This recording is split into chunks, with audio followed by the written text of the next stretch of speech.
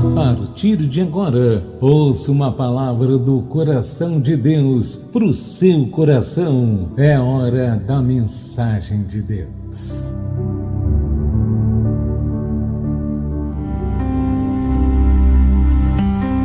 A sua atenção, suportai-me, pois. Abre aí, Miguel.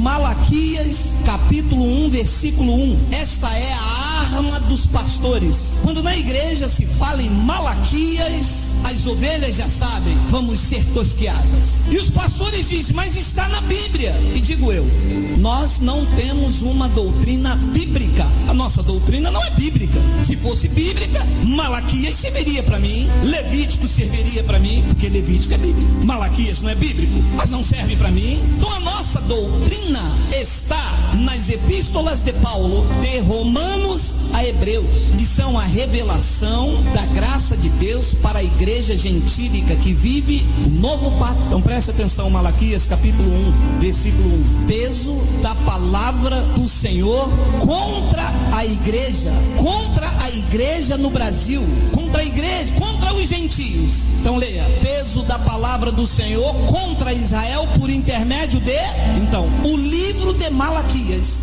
que está inserida na lei de Moisés, não se aplica ao povo gentílico. É uma sentença contra o povo de Israel. Quem é de Israel, diga baixinho, aleluia. Então essa carta não se aplica a você. Eu tenho dito como exemplo, se eu escrevo uma carta para minha esposa e digo, minha querida esposa, eu te amo, esta carta cai no chão e se perde. Você pega, se aplica a você? Eu estou falando com você? Não, mas você pode usar e falar, nossa, como que ele tratava muito bem, olha, ele ama. Mas ele não está falando comigo. O conteúdo não se aplica a mim, porque eu não estou dizendo que amo você, eu estou dizendo que amo a minha esposa. Esta carta se aplica a ela. Malaquias não se aplica a você. Malaquias não está falando contra você. O profeta não está sendo usado para mim nos dias de hoje. Para os dias de hoje, quem fala comigo é o Espírito Santo, que é o Senhor, que é Deus, que é um só, por intermédio das epístolas de Paulo, para os gentios, que somos nós. Então, o que é que os pastores fazem? Pegam Malaquias 3, versículo 8, 9 e 10 e aplicam na igreja dizendo, vocês estão roubando o Senhor, vocês não estão dando o dízimo do Senhor, e eu vou amaldiçoar vocês. Mas esta sentença não é contra a igreja gentílica, porque nós não estamos mais debaixo de maldição. Ele nos libertou da lei, ele nos trouxe agora para a sua graça. Então, quando os pastores vêm com Malaquias 3:10, ele está pregando o livro da lei para a igreja gentílica, e a igreja gentílica não pode receber lei, porque todos os que estão debaixo da lei, disse Paulo aos Gálatas, estão debaixo de maldição. Então, no capítulo 3, vê se tem aí, Miguel, no versículo 8, está aí o que eles aplicam na igreja. Lembre, mas isso aqui não é para você nem para mim, porque nós não somos de Israel, nós somos da igreja gentílica, nós somos da igreja do novo pacto, aonde o sumo pastor é que nos conduz em toda a verdade. Então olha o que ele diz, Malaquias 3:8, roubará o homem a Deus? Todavia vós me roubais. Vós quem? Com quem que ele está falando? Com de Israel. Diga, não está falando comigo, a carta não é para mim. Vós me roubais, e eles disseram, em que te roubamos? E disse Deus, nos dízimos e nas ofertas. 9, com maldição sois amaldiçoado, porque a mim me roubais. Sim, todas esta nação, Brasil, Espanha, França, Canadá, não são as nações. Se fosse nações, tinha brecha, porque nações são mais de uma, então estaria incluída aqui a França, o Canadá, o Israel, a Colômbia, a Luanda, mas está no singular, porque está falando com uma nação só, e essa nação é Israel, e nós não somos como Moisés. Isso não aplica na minha vida e nem na sua. Alô, da Zâmbia? E por que os pastores não pregam isso? Porque são cães gulosos. O seu Deus Deus é o ventre. Estão atrás de tosquiar as ovelhas. As suas solenidades são para ganhos próprios. Eles não querem instrução e verdade, porque se pregarem o que vem para ir para frente, a igreja fica vazia. Eu não tenho medo da igreja ficar vazia. A igreja não é minha. O que te prende aqui não pode ser a cerca. O que te prende aqui é o alimento. Entende-se? Eu estou pregando aqui sobre o temor do Espírito Santo, senão Paulo se levanta e vai embora. Está aqui como aferidor, e você deve estar aqui assim também. Não pode permitir que eu pregue o engano em você aí, alimentando o meu ego, eu te enganando, e você deve estar aqui pela verdade. E é por isso que a igreja se tornou o que é, porque as pessoas não vão em busca da verdade, as pessoas vão em busca daquele irmão que é muito legal, ou eu não consigo sair de lá porque lá as pessoas são bacanas. Aqui ninguém é legal, aqui ninguém é bacana, aqui a palavra é que nos alimenta e estamos aqui por ela. E quando alguém errar por nós, por causa da palavra que nos alimenta, nós suportamos uns aos outros em amor. Então olha, com maldição sois amaldiçoado, porque a mim me roubais sim toda esta nação. A nação de Israel, a carta é para ele. Deus está falando com eles. Esta carta não pode ser aplicada na minha vida. Então olha o que ele diz no versículo 10: trazei todos os dízimos à casa do tesouro. Você disse que ia me suportar, deixa eu te investir. A casa do tesouro era o templo lá em Jerusalém, aonde os levitas administravam lá dentro. O dízimo era alimento, dízimo não era dinheiro, dízimo era a 10ª parte da plantação dos judeus, que eles deveriam levar anualmente. Não era todos os cultos, anualmente eles tinham que pegar 10% da sua plantação e levar à casa do tesouro, que ficava em Jerusalém, para sustentar os levitas que não tinham herança e não podiam trabalhar, porque eles ficavam dentro do templo em Jerusalém. Lá era a casa do tesouro. Neste novo pacto, Paulo disse que a casa do tesouro somos nós, vasos de barro, mas com grande tesouro dentro de nós. Por que Paulo disse isso? Porque quando muda o sacerdócio, tem que mudar a lei. Mudou os pactos, mudaram-se a aliança. O templo não é mais em Jerusalém, e o templo agora sois vós, o templo do Espírito Santo. Diga: Abba, Pai, trazei todos os dízimos à casa do tesouro, para que haja mantimento na minha casa, e depois fazei prova de mim nisso, diz o Senhor dos Exércitos, se eu não vos abrir a janela do céu e não derramar sobre vós uma bênção tal, e até que não haja lugar suficiente para recolher. Diz o que estava acontecendo aqui. Como eles estavam em desobediência, não levando para os sacerdotes, e os sacerdotes em consequência em desobediência a Deus, Deus cerrou a janela dos céus. Era um pacto de dente por dente, olho por olho. Deus agia segundo as obras dos homens. Hoje é em graça, Deus não age segundo as minhas obras, Deus age segundo a sua graça e a sua misericórdia, porque o favor agora é imerecido. Então Deus cerrou a janela dos céus. Como não chovia, eles não plantavam e não colhiam. De uma outra feita, continuou-se a desobediência. O que ficou? Deus enviou um gafanhoto chamado devorador. O que os pastores fizeram? O que eles, lindo de morrer, pior que os políticos aí, transformaram o devorador no diabo. É porque o diabo vai na tua casa. Meu amor, você acha que eu vou sair um domingo para vir num lugar, ouvir falar da palavra, e o cara dizer que o diabo vai na minha casa? Já não basta os diabos lá em Brasília, meu amado. Ainda vai entrar um outro para comer o que é meu. Meu amado, para comer o que é meu já basta a minha fome. Mas são ameaças, porque quando eles não pegam na ameaça, ele pega no medo. E as pessoas saem com medo. Ai, meu Deus, tá vendo o que aconteceu? Tá vendo? Foi por isso que você não deu o dízimo. Menina, eu sou dizimista fiel da casa de papai. Dízimos eram alimentos, e que o povo tinha que dar anualmente. Mas por que o senhor prega isso? Porque essa é a verdade. E por que os pastores não pregam isso? Eles querem enriquecer. É melhor ser pastor do que ser mecânico. O cara abre uma igreja, chama o povo, ameaça, manda você dar 10% do teu salário. Se acontecer alguma coisa, é porque o pastor é cheio de unção. Se não acontecer nada, você teve fé. Não teve fé. Manda abrir a Bíblia e pregar o evangelho. Nós vamos dar. Eu, meu amado, eu dou minha vida, dou meu carro, dou tudo. Mas se pregar a verdade, se eu for apacentado com a verdade, eu dou tudo por gratidão. Porque nada melhor do que você andar na verdade. Pastor, mas se isto aqui é no Novo Testamento, me perguntam os teólogos, então o que Jesus mandou dar no Novo Testamento lá em Mateus 23, hein? Vamos ler, vamos. Mateus 23, 23, coloca aí, vai.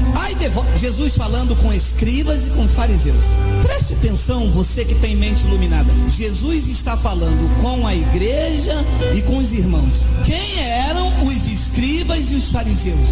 Os que viviam em Israel, os que viviam sobre a lei e os que seguiam a lei de Moisés. Então eles tinham que dar dízimos. Então Jesus disse: ai de vós, escribas e fariseus hipócritas, porque dizimais notas de 50 reais, nota de 100, anel de ouro, de brilhante, de diamante.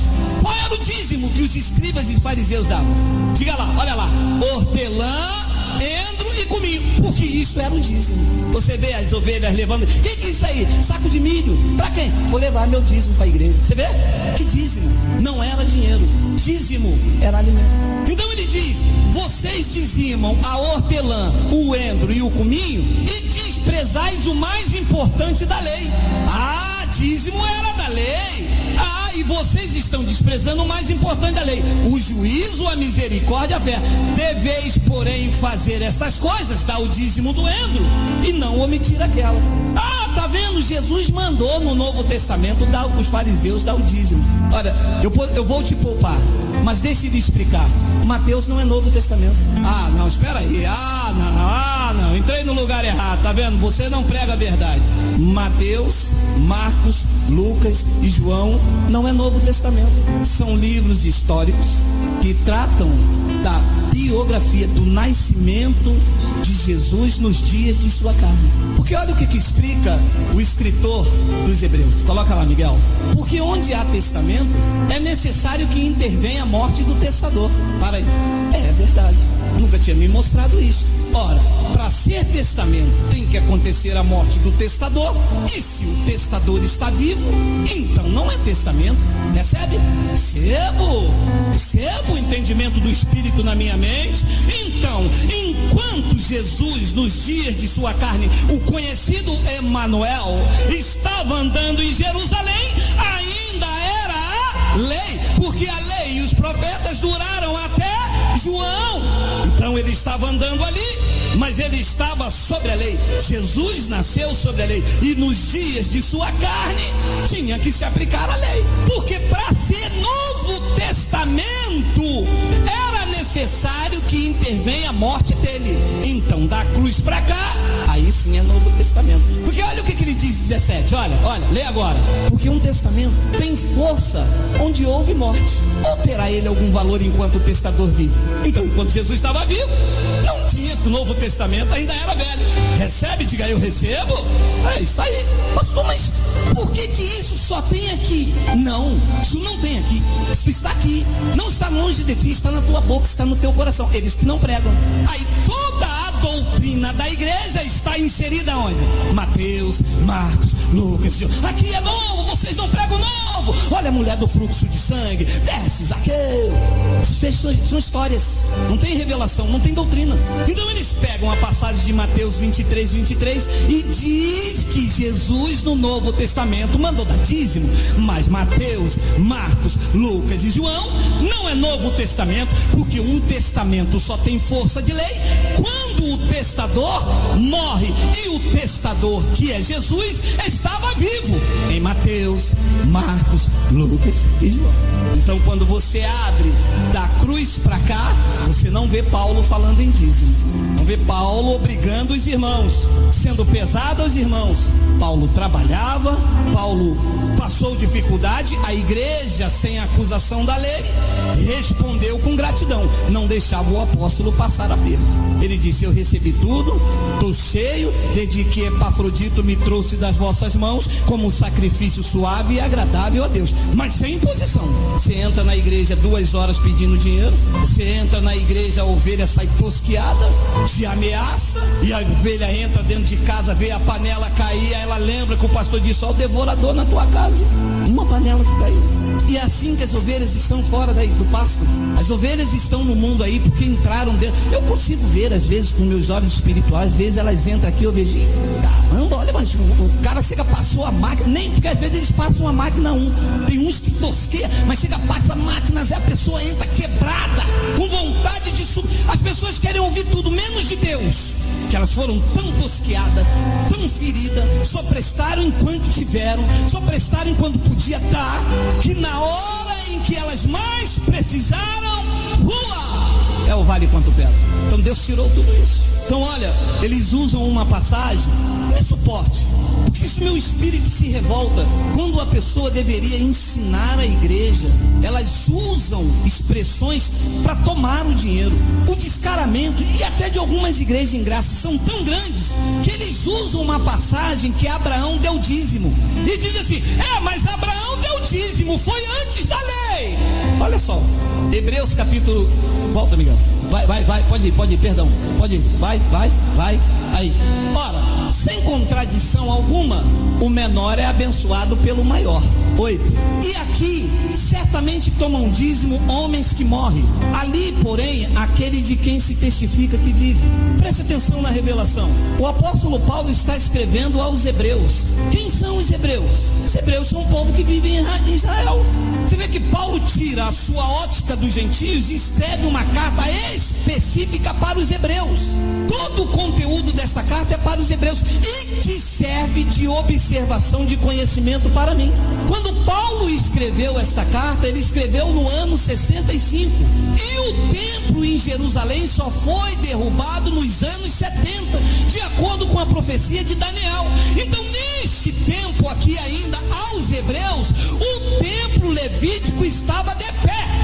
As pessoas aqui em Hebreus, olha, carta aos hebreus, neste tempo aqui, no ano de 65, o templo estava de pé e as pessoas levavam sacrifícios, levavam os seus dízimos ainda, porque o ano 70 da profecia não tinha chegado e o templo não foi destruído. Então Paulo está dizendo, aqui certamente, aqui não é aqui em Caxias, aqui não é aqui no Brasil, aqui é lá na cidade dos hebreus, no ano 65. Então eles usam isso aqui e dizem, não, aqui certamente tomam dízimo os homens que morrem, mas ali, porém, aquele que se testifica que, de quem vive, está apontando para Melquisedeque, quando Abraão deu dízimo a Melquisedeque. Então olha o que ele diz no versículo 9, e por assim dizer, por meio de Abraão até Levi, que recebe dízimos, pagou. Agora preste atenção, você que conhece a graça. Abraão estava representando os gentios, ou Abraão estava ali representando o sacerdócio levítico? Então Abraão não foi exemplo para que os gentios dê dízimo.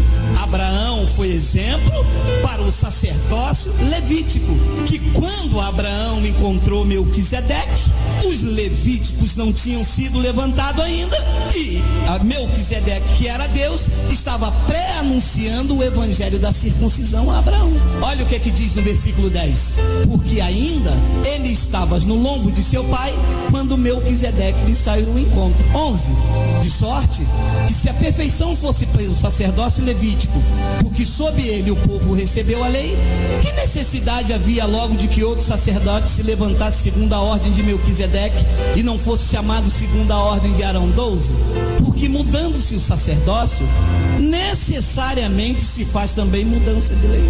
Mudou o sacerdócio, não é mais o templo em Jerusalém, não há dízimos em graça. Em graça é por gratidão. Em graça não é como eles colocam. É por isso que a igreja da graça não é esse império que está aí, porque o foco não é o dinheiro, não é o vil metal. Deus não está associado a dinheiro. Eu vou repetir, você não vai encontrar Deus se relacionando com o dinheiro neste local. Este é o local de exaltação e de conhecimento ao Cristo vivo. Jesus, quando nasceu, ele nasceu entre os animais. Os magos, quando foram procurá-lo, foram até o palácio de Herodes, querendo saber aonde nasceu o rei, o Salvador. A estrela o foram guiando e foram levando para uma estrebaria. Alguns deles falaram, mas não pode. Disseram que quem nasceu foi o Salvador, o palácio é lá, como a estrela está apontando para aquela estrebaria. O rei do universo resolveu nascer entre os animais e decidiu morrer entre os ladrões. Ele poderia nascer no palácio de Herodes, podia ter sido enterrado na tumba de Faraó, não fez, para que os homens que têm olhos iluminados entendam que a maior riqueza que se pode ter não é o vil metal. Ele não quer que ajunte tesouro nessa terra. O que ele te deu é para o teu aprazimento, para sustentar nas tuas necessidades. Nós não temos ganância financeira, não há teologia alegria da prosperidade. A nossa maior riqueza está viva, sentado no trono do universo, governando todas as coisas pela palavra do seu poder. Em graça não há esta manobra, esta sede, esse engano. Olha aí, o Golias vai cair. Olha esse envelope. Tem até um aqui de outro ministério. Olha aqui esse envelope. Toma aí. Não é isto, não é isto. O propósito não é este. O propósito é levar o conhecimento, libertar as vidas cativas, amarradas, ajudar os necessitados, os aflitos. Esse é o propósito da igreja em graça, somar na vida do outro. É isto que o apóstolo Paulo deixou como ensinamento. Olha lá, 2 de Coríntios 9, pode passar por causa do horário, senão eles não suportam. Olha lá, agora sim, segunda epístola de Paulo aos Coríntios, a igreja gentílica. E digo isto, que o que semeia pouco, pouco também ceifará, e o que semeia em abundância ceifará. 7, olha, se eles vão pregar isso, se o pastor vai abrir isso dentro da igreja, o pastor quer abrir igreja para ele não trabalhar mais e depois vir aqui quando alguém perguntar, e o pastor faz o quê? Eu vivo da obra. Sou vivo da obra, mas cadê tua colher de pedreiro? Cadê tua enxada? Cadê tua marreta? Não, eu vivo da obra de papai. Da obra de papai é mole, meu irmão, com o suor das ovelhas, né? As ovelhas não podem comprar um remédio, se comprar o remédio está roubando de Deus. A mulher bateu aqui, pastor, eu queria tanto comprar um gás, mas o único dinheiro que eu tive que dar o meu dízimo. Eu falei, minha irmã, a senhora volta lá. Não, mas que se eu for lá, então vamos nós dois. Não, eu falei, então deixa, minha irmã. Já doido, manda o dinheiro para a senhora comprar o gás. Minha irmã, venha na nossa reunião, venha ouvir a verdade. Não deixe de comprar o gás para sustentar esses lobos vorazes. Deixar de comprar um remédio para sustentar pastor de carro zero, pastor com os filhos estudando nas melhores escolas e o povo gemendo dentro da igreja. Vai ver aonde eles estão para pregar um evangelho mentiroso. Porque se fosse para pregar a verdade, até daria, né? Mas para pregar um evangelho de mentira, 2 horas na quarta, 2 horas no domingo, 2 horas de noite, a ovelha dá ainda é ameaçada. Olha, se eu pegar você numa igreja dessa, olha, eu estou avisando você, eu vou dar em você, hein? Porque não é possível. Olha lá. Cada um contribua segundo propôs no seu coração. Olha a diferença. Amado, vocês sabem, eu só tenho a 4ª série. Mas veja bem, contribuir é uma obrigação? Não, é uma coisa voluntária, gente. Ora, eu venho aqui, tem um ar-condicionado, tem uma água, o lugar é legal, pastor chatinho, mas tem que suportar em amor. Eu tô vendo que eu tô sendo instruído, isto me faz bem, não há ameaças, eu aprendo, os irmãos me acolhem. Bem, esse mês eu não posso dar nada, poxa, apertou lá em casa, eu tô me equilibrando. Pô, mas eu vou ajudar pelo menos a cooperar com uma água, um café, uma coisa, ninguém me impede, ninguém me cobra nada. Meu amado, isso é uma contribuição. É isto que o apóstolo Paulo ensinou para esse momento da igreja. Cada um contribua segundo 10%, segundo o que o pastor mandou, não o que está aí dentro do seu coração. Eu tenho pessoas aqui que dão 100%, não. Você não tem noção de pessoas aqui que ganham 2.000 e dão 2.500, vão lá, não pastor, porque não pode parar, não pode deixar, precisa ajudar, porque isso é um espírito de gratidão, porque isso vale muito mais do que qualquer Bíblia em riste, porque é tocado pelo Espírito Santo. Quando é o Espírito Santo a tocar. No antigo pacto, o homem tinha que tocar em Jesus, a mulher do fruto do sangue tinha que tocar em Jesus. Isso é no antigo pacto. No novo pacto, é o Espírito Cristo que toca em nós. Nós somos tocados, nós somos sensibilizados a ajudar, a fazer, a contribuir. Isso é o Espírito que permeia a igreja em graça. Ele diz, cada um contribua segundo propôs no seu coração. Lá, não com tristeza. Me desculpa, você vai me suportar mais 5 minutos, 10 horas. Olha, meu irmão, eu posso lhe garantir, todos os dizimistas da tal igreja dão dízimo com tristeza. Caramba, recebi um dinheiro aí, 3.000 reais, vou ter que tirar 300, vai fazer o quê, né? Tá na Bíblia, né? É a palavra do Senhor, é a palavra do Senhor, é a palavra do Senhor. Ela puxa, não é a palavra do Senhor, é a palavra do Senhor para os de Israel. Para nós, os da graça, é esta: cada um contribua segundo propôs no seu coração, não com tristeza ou por necessidade. Por que é que Paulo estava fazendo isso? Porque Paulo, como saiu da lei, sabia que as pessoas debaixo do espírito do dízimo ou dão dízimo ou com tristeza ou por necessidade.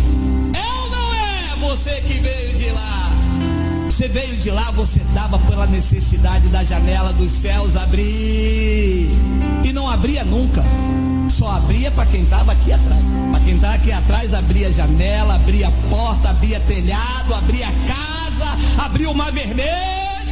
Mas os daí, nunca. Que era um espírito de barganha que eles colocavam em nós, entendeu? Se eu der, Deus me abençoa. Se eu não der, Deus não vai me abençoar. A graça veio e tirou isso e disse: não, você já é um abençoado com todas as sortes de bênçãos. Entendeu, abençoado? Não existe esse espírito de barganha, ou dá por tristeza ou por necessidade. Não, eu estou dando dízimo lá na minha igreja lá, porque, poxa, eu quero comprar meu apartamento, cara. Eu quero comprar meu apartamento. Meu amado, se você não trabalhar, você não compra nem bala.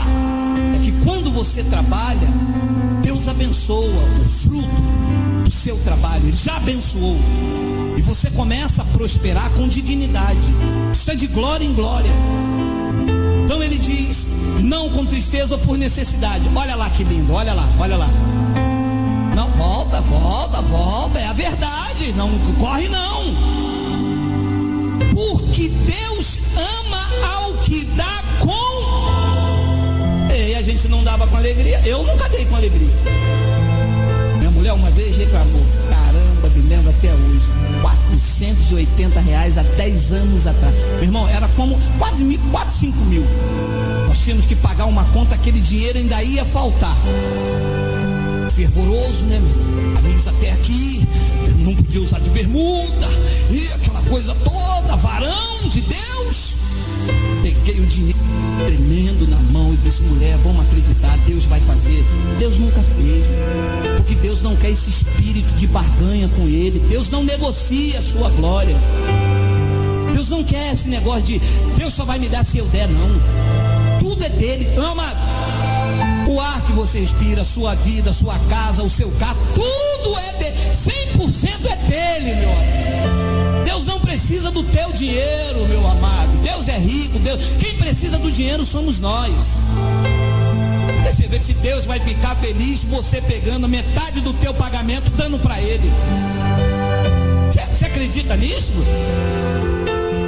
Se Deus precisa do teu dinheiro, quem precisa do teu dinheiro é alguém que entrou aqui que ainda não fez uma alimentação. Quem precisa do teu dinheiro é alguém que está aqui que precisa de comprar um remédio. E como isto aqui é um lugar cristão de Deus, um semeia, outro doa, outro faz, e no final tem que ter alguém sensibilizado por Deus a contribuir. Porque esse é o chamado. Olha lá o que diz o 8, olha o 8. E Deus é poderoso para fazer em vós abundar toda graça, a fim de que, tendo sempre em tudo, em toda suficiência, abundeis em toda obra. Olha, 9. Conforme está escrito: espalhou e deu aos pobres, a sua justiça permanece para. As ovelhas dão, o pastor pega, bota no bolso. A ovelha precisa de um remédio, o pastor diz: a irmã tem pouca fé, precisa orar. O Evangelho da Graça diz: não, senhor. Semearam, você aqui espalha e dê aos pobres, e a justiça de Deus na sua vida permanecerá para sempre. Eu não ando com medo do Temer. Eu não ando com medo de JBS ou da BRF de carne estragada. Há uma justiça de Deus sobre a minha vida. Deus vai me conduzindo em triunfo. Uma boa carne ali em promoção, procura o dinheiro, não tem. Caramba, a carne estava estragada. Deus dá livramento sem você saber, Meu amado, quando você é conduzido em triunfo, todas as coisas cooperam para o teu bem. Nós acreditamos nisso. Nós não estamos aqui com intuito gananciosos, visando o teu bolso. Nós estamos aqui te ensinando para que você saia desse espírito de meretrício, de vendilhagem, dessas barganhas que se tornou a igreja evangélica. Ué, mas como que o senhor faz então para pagar a conta de luz? Vem, cara, 2 ar-condicionado, eu vou aumentar agora esse mês a potência desse ar, nós vamos pintar, reformar, nós vamos fazer várias coisas, comprar equipamento. Como é que o senhor faz tudo isso? Pelo Espírito. Se vir 100, eu espalho os 100. A justiça de Deus permanece. Ele faz, eu não sei como, às vezes eu não tenho mês que eu não sei como é, mas nesses 6 anos nunca faltou absolutamente nada. Nem na minha vida, nem na vida das pessoas que se propuseram a abraçar o Evangelho da Graça. Não há ameaça, não há dedo em riste, não há nome, e você não toca mais. Não há nada disso, amado. Ele disse: tu espalhou, tu deu aos pobres. Olha, se está escrito, eu creio. Você crê? Você crê? Diga: ah, papai, se está escrito, eu creio. Ele disse: espalhou, deu aos pobres, a sua justiça permanece para sempre. As pessoas estão desesperadas, eu não estou. Ele me predestinou. Todos os dias da minha vida foram escritos e determinados quando nenhum deles havia ainda. Os dias que eu estou vivendo hoje já foram escritos e determinados. Deus sabia que eu iria viver em tempos difíceis, de emprego, de escassez e de roubalheira. Deus sabia, me colocou aqui. Ele tem um controle absoluto.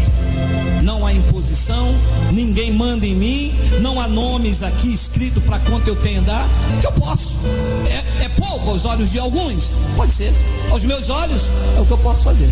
E é a forma que Deus recebe. Porque eu estou fazendo com alegria. Não estou dando por necessidade em Deus me dar algo. Deixa eu te dizer, me desculpe.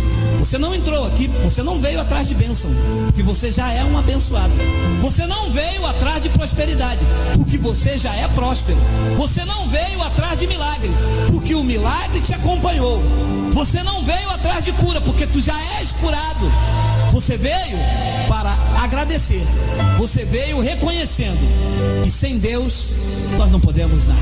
Obrigado, os irmãos aí. Este pastor é um homem de Deus. A verdadeira obra de Deus é essa. Medite e busque ao Senhor enquanto há tempo.